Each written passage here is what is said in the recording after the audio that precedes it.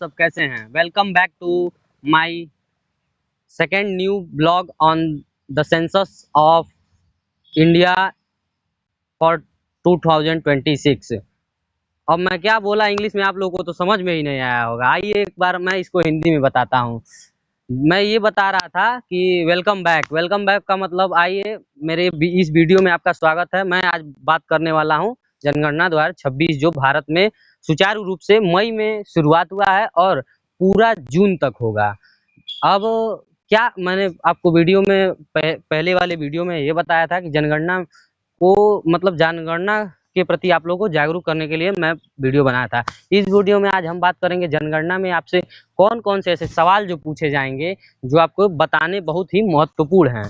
जैसा कि पूरे क्वेश्चन पूरे आपसे वो 34 सवाल पूछे जाएंगे। 34 तो आपसे वो जो भी कर्मचारी आएंगे वो ये नहीं पूछेंगे, 34 सवाल आपको बताने पड़ेंगे। कुछ ऐसे सवाल हैं जो आपसे नहीं पूछे जाने वाले हैं। आप लोगों को मैं एक-एक करके बताऊंगा और उसका मतलब बताऊंगा। जैसे पहला सवाल है लाइन नंबर। लाइन नंबर ये होता है कि आपका घर जो है जैसे सीरियल वाइज बना है तो वो कौन से नंबर पे है। अब देखिए जैसे भवन क्रमांक आप लोग को नहीं बताना है। वो आप लोग को मैप से जब वो जनगणना करेंगे तो वो मैप पे आपका पहले घर को चढ़ाएंगे। मतलब गूगल मैप जो है जो आप लोग यूज करते हैं कहीं भी जाने के लिए। जैसे आप समझिए अनजान जगह पे जा रहे हैं, जैसे हमको जाना है गोरखपुर, हम रास्ता नहीं देखे हैं, उसके लिए मैप का यूज होता है।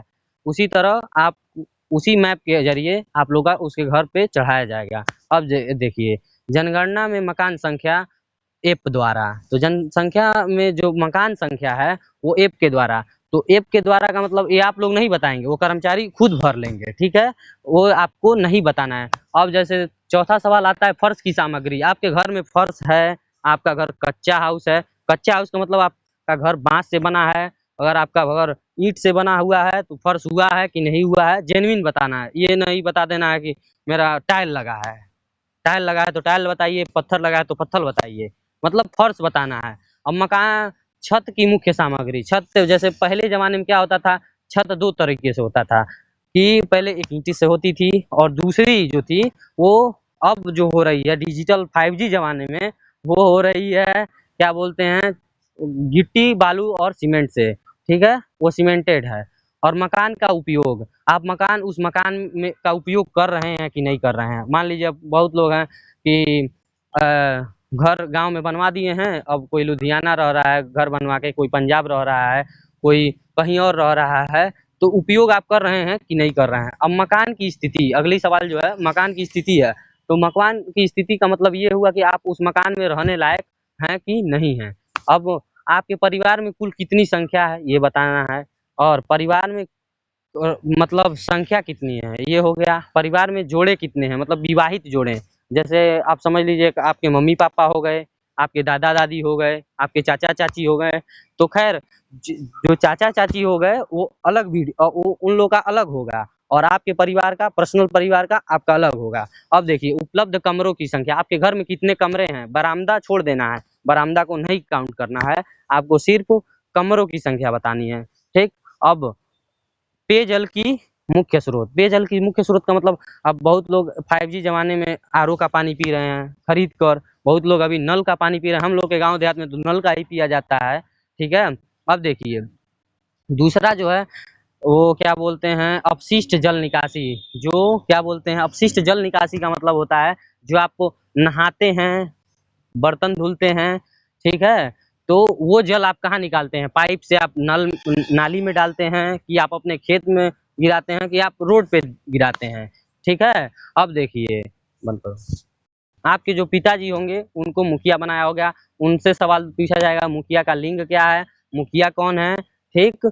शौचालय का प्रकार, अब देखिए जैसे गांव में अभी बहुत ऐसे पिछड़े गांव हैं जहाँ पे शौचालय नहीं है, तो वो लोग खेत में जाते हैं तो वो लोग ये बताएंगे कि हमारे यहाँ शौचालय नहीं, हम शौचालय का उपयोग नहीं करते हैं। और जिनके घर भी शौचालय है वो शौचालय का उपयोग कराएंगे, बताएंगे, जिससे सरकार को ये पता कर सके कि मतलब ये जनगणना इसलिए करा रही है। ये सारे सवाल आपके प्रॉपर्टी लेने के लिए तो पूछा नहीं जा रहा है कि आप बताने में हिचकिचा रहे हैं, ये तो आपसे ये पूछा जा रहा है कि मतलब हम उस हिसाब से जनगणना के हिसाब से कार्य कर सकें।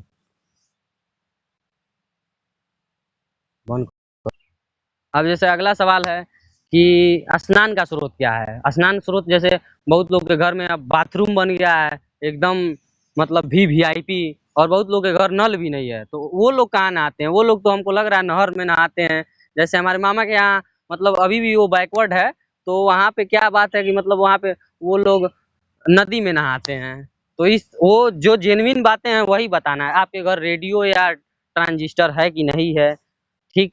आप खाना पकाने का मुख्य स्रोत क्या है? खाना पकाने का मतलब आपके घर जैसे गांव देहात में तो चूल्हे पे बन जाता है, लेकिन अब शहर में जो है, अब देखिए जो भी सवाल आपसे पूछा जाएगा वो जो जहाँ पे रहेगा, जैसे मान लीजिए बहुत लोग शहर में रह रहे हैं तो शहर के कंडीशन के हिसाब से उस सवाल का जवाब देना है, और बहुत लोग ऐसे हैं जो गांव में रह रहे हैं और बहुत लोग बैकवर्ड गांव है, वहाँ पे कोई विकास ही नहीं हुआ है। ये सब जनगणना विकास करने के लिए हो रहा है। अब खाना पकाने की मुख्य स्रोत मतलब आपके घर लकड़ी पे बन रहा है कि आपके घर गैस पे बन रहा है? बहुत लोग के घर इंडक्शन पे बन रहा है। अब देखिए इंटरनेट की सुविधा है कि नहीं है?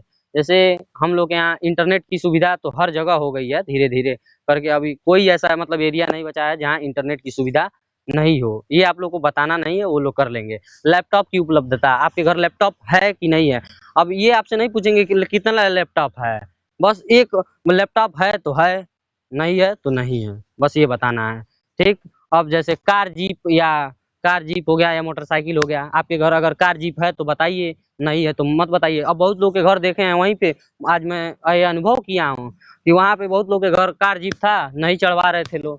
तो इससे क्या होगा, जब वो सुपरवाइजर जो होंगे, कर्मचारी के जो सुपरवाइजर हैं, जब वो चेकिंग करेंगे और जांच में पकड़े जाएंगे तो नौकरी भी जा सकती है।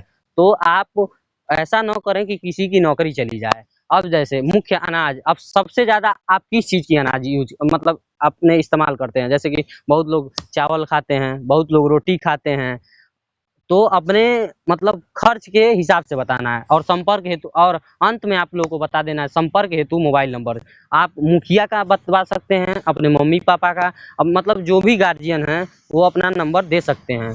और इस वीडियो के माध्यम से मैं यही बताना चाहता हूँ कि ये जो जनगणना हो रहा है नहीं आपकी प्रॉपर्टी लेने के लिए हो रहा है। जो जनगणना का मतलब मुख्य उद्देश्य ये है कि इससे ये पता चलेगा कि भारत में कितनी गरीबी है, कितने लोग हैं। तो अब 2011 के हिसाब से जाएंगे तो हमको लग रहा है 1.5 करोड़ है, ये है 1.5 करोड़ था उस समय। अब कितना है हमको लग रहा है 15 साल हो गया होगा, 26 चल रहा है तो 15 साल हो गया।